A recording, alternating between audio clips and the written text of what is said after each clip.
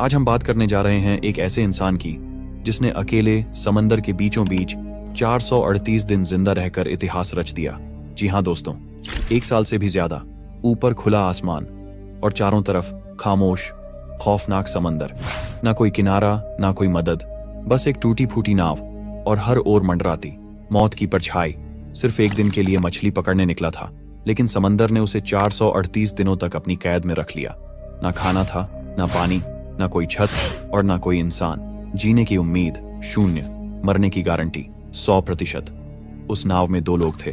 4 महीने के अंदर एक ने दम तोड़ दिया, लेकिन दूसरा, उसने मौत को धक्का दिया और जिंदगी की दहलीज तक लौट आया। दोस्तों, इस व्यक्ति ने किस तरीके से इतना दिन तक खुद को जिंदा रखा, जानकर आप लोगों के रोंगटे खड़े हो जाएंगे। लेकिन दोस्तों, वीडियो को शुरू करने से पहले चैनल को सब्सक्राइब जरूर करें, जो कि सब्सक्राइब बटन आपके लिए बिल्कुल फ्री होता है, लेकिन उसी से ही हमें बहुत मदद मिलती है। तो चलिए वीडियो को करते हैं स्टार्ट। साल था 2012, तारीख थी 18 नवंबर। मैक्सिको के दक्षिणी तट पर बसे एक छोटे से कस्बे पिजिजापान की सुबह शांत और सामान्य थी। सूरज धीरे धीरे समुद्र की सतह से ऊपर उठ रहा था और समंदर शांत दिखाई दे रहा था। जॉश अल्वारेंगा 36 वर्ष मैक्सिको के इसी कस्बे में अपनी छोटी बेटी के साथ रहता था। वह और उसका साथी एजिकियल कॉर्दोबा 22 वर्ष, ये दोनों पेशेवर मछुआरे थे। जॉश को मछली पकड़ने में सालों का अनुभव था, लेकिन एजिकियल उतना माहिर नहीं था। वो हाल ही में इस काम में जॉश के साथ जुड़ा था। इनका काम मछली पकड़ना और उन्हें बाजार में बेचकर मुनाफा कमाना था। पिछले कुछ दिनों से उन्हें मछलियों की अच्छी कीमत मिल रही थी, लेकिन ज्यादा पकड़ नहीं पा रहे थे। इसलिए इस बार उन्होंने तय किया कि वे थोड़ी दूर समुद्र के अंदर तक जाएंगे, जहां बड़े आकार की मछलियां मिलती थीं, जिन्हें अच्छे दामों में बेचा जा सकता था। उनका इरादा सिर्फ एक दिन के लिए जाने का था, लेकिन जैसे ही जॉश यात्रा के लिए तैयार हुआ, एक अनुभवी मछुआरे ने उसे टोका, आज मत जा, समुद्र का मिजाज सही नहीं लग रहा। लेकिन जॉश ने उसकी बात को हल्के में लिया। हम बस कुछ घंटों में लौट आएंगे, जल्दी पकड़ेंगे, जल्दी बेचेंगे, जल्दी कमाएंगे। फिर जॉश और एजिकियल निकल पड़े अपनी छोटी सी 7 मीटर लंबी नाव में, जिसमें एक सिंगल इंजन था, एक छोटा रेडियो, कुछ बर्फ, मछलियां रखने के लिए बॉक्स और थोड़ा बहुत खाना। उनका लक्ष्य था समुद्र के भीतर लगभग 120 किलोमीटर की दूरी तक जाना। दोनों को अंदाजा नहीं था कि ये दूरी उन्हें 438 दिनों तक मौत और जिंदगी के बीच झूलने को मजबूर कर देगी। शुरुआत में सब ठीक था, मछलियां मिल भी रही थीं। कुछ ही घंटों में उन्होंने काफी मछलियां पकड़ लीं। लेकिन दूसरे दिन दोपहर होते होते समुद्र का रंग बदलने लगा। आसमान काला पड़ गया, लहरें ऊंची होने लगीं, हवाएं तेज चलने लगीं। फिर शुरू हुआ एक भयंकर तूफान, ऐसा तूफान जो लगातार 2 दिन तक चला और उनकी किस्मत बदल कर रख दी। नाव लहरों के थपेड़ों से उछलने लगी, इंजन बंद हो गया और रेडियो भी खराब हो गया। अब उनके पास कोई संपर्क का साधन नहीं था, न किनारे से, न किसी जहाज से।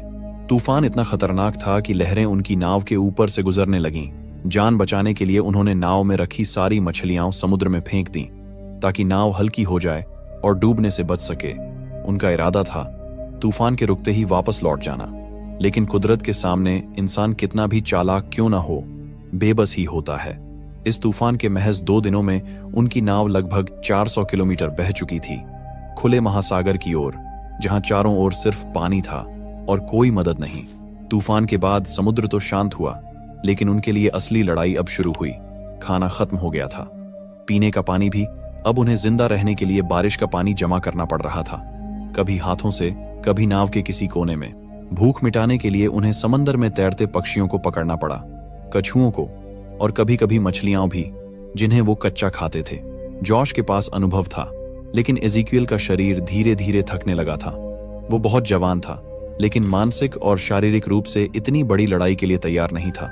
फिर भी 4 महीनों तक वो जॉश के साथ हर रोज जूझता रहा, भूखा रहा, धूप में जला, तूफानों से लड़ा, उम्मीद में जिंदा रहा। लेकिन चौथे महीने के बाद उसका शरीर हार मान गया।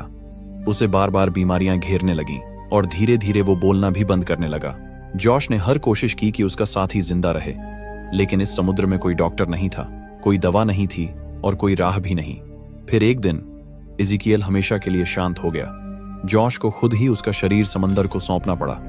उसका साथी, जो 4 महीने तक उसके साथ था, अब नहीं रहा। अब जॉश पूरी तरह अकेला रह गया था।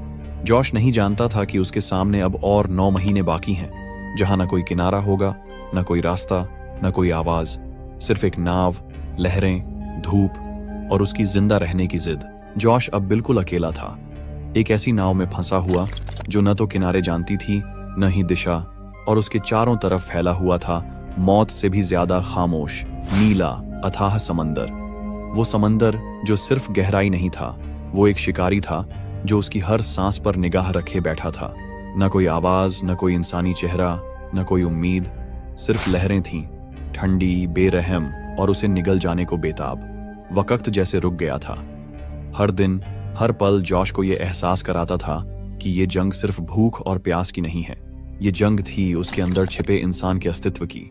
समंदर उसका शरीर नहीं, उसकी आत्मा तक चूस लेना चाहता था। हर सुबह वो उठता तो लगता आज शायद आखिरी दिन है, और हर रात वो आसमान को देखकर सोचता क्या ये आखिरी रात है मेरी। लेकिन जब हर उम्मीद टूट रही थी, तब एक चीज उसे हर दिन जिंदा रखी थी, उसकी बेटी की हंसी, उसकी आंखें, उसकी मासूम आवाज। जब जोश की आत्मा थकने लगती थी, तब वो यादें उसे थाम लेती थीं, उसे कहती थीं तू हार नहीं सकता, तुझे जीना है मेरे लिए।